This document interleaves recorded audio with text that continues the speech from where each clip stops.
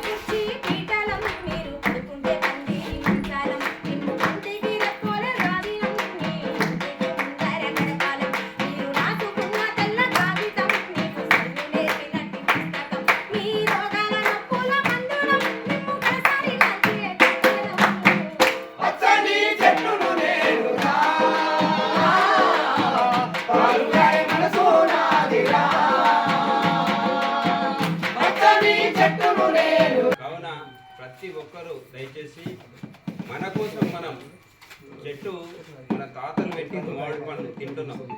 ఎవరు పెట్టిరంటే మన తాతలే పెట్టిరంట.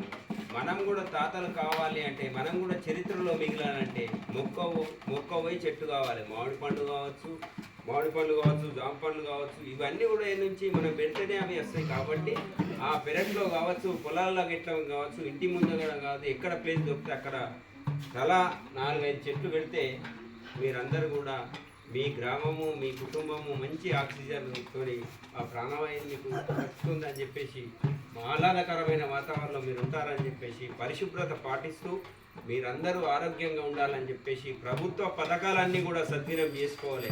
200 యూనిట్ల కరెంటు, ఉచిత బస్సు, అమ్మ ఆధార్ కార్డు చూపిస్తే పాత బంధువులు ఉంటే, పాత చుట్టాలు ఉంటే కూడా వాళ్ళ ఇంటికి వెళ్ళే సౌలభ్యం మనకు ప్రభుత్వం కల్పించింది. కాబట్టి ఇట్లాంటి కొంచెం పెద్ద నాయనమ్మలు, అమ్మమ్మలు పోయేటప్పుడు, ఎక్కేటప్పుడు, దిగేటప్పుడు చాలా జాగ్రత్తగా పోవాలి, ప్రయాణం చేయాలని చెప్పేసి మీరందరూ కూడా ఈ ఆధార్ కార్డును, ఉచిత ప్రయాణాన్ని సద్వినియోగం చేసుకోవాలని చెప్పేసి ప్రభుత్వ పథకాలన్నీ కూడా, రైతు భరోసా కావచ్చు, ఇవన్నీ కూడా, ఇందిరమ్మ ఇల్లు అన్నీ కూడా